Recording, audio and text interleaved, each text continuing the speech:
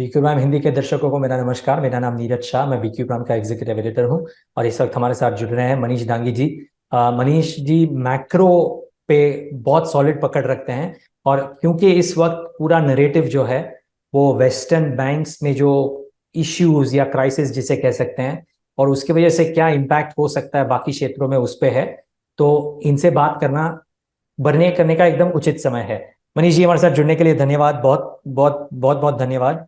अम, आपने ये आपके वेंटेज पॉइंट से ये पिक्चर फिलहाल कैसी दिख रही है? क्या ये ट्रबलसम पिक्चर है या वेस्टर्न सेंट्रल बैंक्स इसको मैनेज कर लेगी? नहीं, गुनगुनी पिक्चर है। मतलब ज्यादा ना गर्म ना ज्यादा ठंडी। सो उस हिसाब से ऐसा देखें कि मतलब चीजें खराब हो गई हैं। 6-12 महीनों के लगातार सेंट्रल बैंकर्स ने जो अपनी अपनी रेटें बढ़ाई हैं, ब्याज को बढ़ाया है, तो उसके चक्कर में कई सारे जगहों में होल्स हुए हैं। तो कुछ बैंकों के अंदर जहाँ पे उन्होंने बहुत सारे बॉन्ड्स रखे थे तो उनका नुकसान हुआ। और आज तो सोशल मीडिया का जमाना है कि थोड़ी सी खबर लगी और दुर्घटना घटी। तो बहुत पहली बार दुनिया के अंदर इतना तेजी से किसी बैंक पर आना आया। तो वो बैंक ठीक ठाक था, वहां पे कोई बड़ी क्रेडिट क्राइसिस थी नहीं। कोई उन्होंने कहीं नुकसान कहीं किसी चीज में किया नहीं था। उन्होंने जो बॉन्ड खरीदे थे तो उनको उन्होंने बड़े लंबे बॉन्ड्स में जो उनको जो डिपॉजिट आई थी उन्होंने लंबे बॉन्ड्स में डाला था और उसमें नुकसान हो गया। तो उसके चक्कर में जब खबर फैली एक छोटे सी जगह में वो बैंक ऑपरेट करता है तो बहुत बड़ा इशू हो गया। बट मोटी बात यह है नीरज की क्योंकि ब्याज की दरें काफी तेजी से बढ़ी है पिछले साल सवा साल में। तो उसके चक्कर में बहुत सारे जो बिजनेसेस थे, धंधे थे, वो आसानी से जो एक सर्टेन इंटरेस्ट रेट मान करके उन्होंने एक्सपांड किया था, अपनी फैक्ट्री लगाई थी, कुछ दुकान चला रहे थे यार, तो वो अब अचानक से इंटरेस्ट रेट बहुत बढ़ गई है। मेरी सिस्टर भी वहाँ रहती है, तो वो उन्होंने 2-2.5% के ऊपर सोच करके एक घर खरीदा था कि मॉर्गेज होगा 2.5% का, वो 7% हो गया है। तो अचानक आप अपनी अर्निंग्स का एक सब्सटेंशियल पार्ट जो है मॉर्गेजेस में दे रहे हैं, तो उसकी वजह से स्लो डाउन तो होगा। तो बात मैंने गुनगुना फिर भी इसलिए बोला क्योंकि वो इतना, क्योंकि बहुत सारा पैसा जो है वो सॉरी गवर्नमेंट ने ट्रांसफर किया था। उसकी वजह से बहुत सारी एक्सेस सेविंग्स अभी भी यूएस में हैं। और जी। उसके चक्कर में ऐसा लगता है कि फिलहाल इस वक्त वो वाली स्थिति नहीं है कि बड़ा क्राइसिस आ जाए। लेकिन ये बहुत समय तक अगर इंटरेस्ट रेट ऊपर रहे तो यूएस में क्राइसिस आएगी ही। शायद जी। 6-12 महीने बाद आएगी। उससे पहले हो सकता है कि इन्फ्लेशन अगर थोड़ी सी कमजोर हो जाए तो शायद फेड जो है वो लेट ऑफ कर नहीं बढ़ाएगा। लेकिन उसका मतलब ये नहीं है कि बहुत सारे दूसरे देशों में नीरज, जहाँ पे इकोनॉमी थोड़ी वीक है और उनका जो जनरल सेटअप है वो इतना स्ट्रांग नहीं है, तो उसकी वजह से वहां पे क्रेडिट क्राइसिस आने की संभावना ज्यादा है बनस्पत यूएस के। तो मेरे आप को लग रहा भारत है की कि बात तो नहीं कर यूएस। रहे हैं? हाँ। आप भारत की बात कर रहे हैं इन कुछ नहीं देशों में? नहीं नहीं नहीं, भारत एक्चुअली रिलेटिवली, भारत का भी ऐसा ही है कि भारत जो है वो रिलेटिवली स्ट्रांग फुटिंग पे है ना। पर रिलेटिव किसके? रिलेटिव 2013-14-15 के, है ना। लेकिन आप अगर चाहें मानना कि हम भारत का सॉर्ट ऑफ एकदम महान भारत की हम प्रभावना कर दिए और फाउंडेशन बिल्ड कर दिए, और वो ऐसा भी नहीं है। जी। रिलेटिवली जो फ्रेजाइल फाइव हुआ करते थे आज के 7-8-10 साल पहले, हमारे बैंकिंग सेक्टर स्ट्रगल कर रहा था, है ना। अभी 6 महीने पुराना बात है कि हमारा करंट अकाउंट डेफिसिट जो है, हम तेल के भाव के चलते बहुत बोरो कर रहे थे मार्केट से। तो वो सब चीजें बेहतर है। तो इसके हिसाब से भारत उन इकोनॉमीज में नहीं है जो बहुत प्यूक करेगा, उल्टी करेगा। बट यूरोप है, लैटिन अमेरिका है, कुछ कुछ ईस्ट एशियन कंट्रीज हैं, तो वहां पे काफी स्ट्रगल है। जी, मनीष, तो एक एक साधारण इन्वेस्टर जब ये बहुत बड़ी हेडलाइंस, बहुत बड़ी बातें सुनता है कि वेस्टर्न कंट्रीज में ये हो रहा है, उसके चलते ये हो सकता है, तो बहुत दुर्घटनाएं हो सकती हैं, तो शायद बंदा डर जाए या बंदी डर जाए। तो वो बंदा या वो बंदी जो अभी फिलहाल इसको सुन रहा है, वो समझना चाहता है आपसे कि क्या आप इन सब चीजों को लेके फिलहाल एक कॉशियस इन्वेस्टर हो गए हैं, या आप कॉशियस इन्वेस्टर थे, जो भी हो, या आप इसमें एक अपॉर्चुनिटी देख रहे हैं? क्योंकि वो कहा जाता है कि भाई when you are by be greedy when others are fearful and be fearful when others are greedy. तो मनीष डांगी जी फिलहाल फेयरफुल हैं, ग्रीडी हैं, या साइडलाइंस पे हैं? तो अभी तक तो बहुत हिंदुस्तान में तो बहुत डर का माहौल नहीं है नीरज, इन सेंस कि मतलब बातचीतों में बहुत डर है लेकिन वैल्यूएशन में इतना डर नहीं है अभी तक। पहली बात। दूसरी बात है कि एक आम इन्वेस्टर को हेडलाइंस से बचना चाहिए, एक सिस्टमेटिक डिसिप्लिन इन्वेस्टिंग जो करते हैं वो, है ना। अब आम इन्वेस्टर आप जब बात करें तो हिंदुस्तान का एवरेज आदमी 30 साल का है ना। शायद आपका जो बंदा इसको चैनल को देख रहा है वो 30 35 40 साल की उम्र के ही है। तो उनके पास में काफी समय है, इनकम कंसिस्टेंटली अर्न करेंगे, सेव करेंगे, और इक्विटी एक ठीक असर क्लास है। आप धीरे धीरे सिस्टमेटिकली हर भाव पे खरीदेंगे, जिसको हम एसआईपी बोलते हैं, डिसिप्लिन इन्वेस्टिंग बोलते हैं, डीआईवाई करते हैं, मतलब बेसिकली किसी तरीके से आप systematically through the cycle invest करेंगे तो शायद आपका रिटर्न्स जो है एक लंबे पीरियड में, जो आप 20 30 साल का होराइजन है आपका, वो ठीक रहेगा। लेकिन आप अगर ट्रेडर हैं, पंटर हैं, आप मार्केट को टाइम करना चाहते हैं, है ना, तो आप एक छोटे से तबके के बारे में बात कर रहे हैं, तो उन लोगों को ऑफ कोर्स अभी कॉशियस रहना चाहिए। उन लोगों को चाहिए कि शायद इतना माहौल खराब है तो फिर क्यों जबरदस्ती मार्केट में घुसा है। और तीसरे तरह के ऐसे लोग हैं जिनको थोड़ा सा बैलेंस करना है पोर्टफोलियो को, कि शायद पिछले 6 12 18 महीने से इंडिया शाइनिंग के चलते उन्होंने काफी इक्विटी में इन्वेस्ट किया था, तो उनको थोड़ा बैलेंस करना चाहिए शायद। जैसे कि 60 70% आप इक्विटी में रखते थे और 30 30 35% ही डेट में रखते थे, तो इस वक्त डेट की रेट्स अच्छी हैं, 8% पे आपको बॉन्ड मिल रहा है। Money market fund, short term funds आपको 8% देंगे शायद। फिक्स्ड डिपॉजिट्स आपको 8% दे रही हैं, तो ये अच्छा समय है, काफी सालों बाद आया है कि जब हिंदुस्तान के अंदर फिक्स्ड इनकम जो है, एक जो ट्रेडिशनल आपका नेबरहुड बैंक है जो आपके पड़ोस में है बैंक, वो 8% दे रहा है, वो काफी सालों बाद आया है।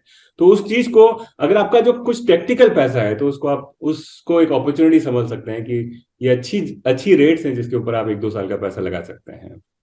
जी मनीष, एक एक दो आखिरी सवाल। एक, जीडीपी को लेते हुए काफी लोग सुनते हैं, आर्टिकल पढ़ते हैं कि वेस्टर्न कंट्रीज में अमेजोन ने, मेटा ने, यानी कि फेसबुक ने वगैरह वगैरह ने काफी जॉब्स काट दिए हैं, बैंकिंग सेक्टर काफी स्ट्रेस में है।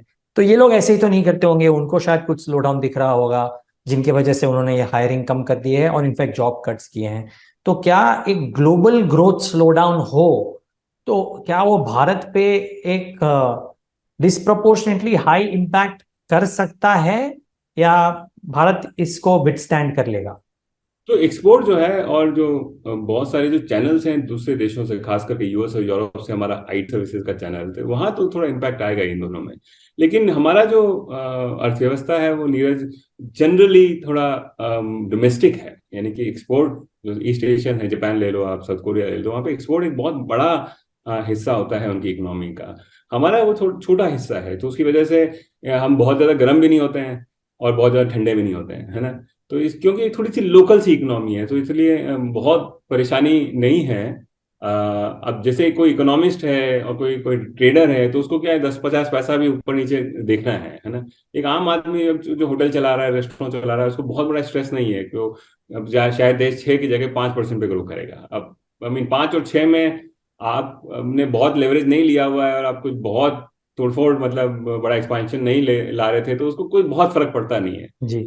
तो हमारे देश में अच्छी बात है, क्योंकि हम गरीब हैं, बहुत रिलेटिवली अंडर डेवलप्ड हैं, धीरे धीरे डेवलप हो रहे हैं, तो हमारे यहाँ बहुत अक्यूट साइकिल नहीं होते हैं। कोविड एक अलग रीजन था, अदरवाइज हम मोटा मोटी 4 से 6%, 5 से 7% की रेंज के अंदर ग्रो करते हैं, और वही रहेगा अगले 5 10 साल में। तो ये सब जो यूएस में हो रहा है ना नीरज, उसका एक आम आदमी की जिंदगी में बहुत कम असर होता है। आपकी और मेरी जिंदगी में बहुत असर है, एक आम इन्वेस्टर की जिंदगी में भी, जो सिस्टमेटिकली इसको मार्केट को अप्रोच कर रहा है, उसके लिए बहुत कम असर है।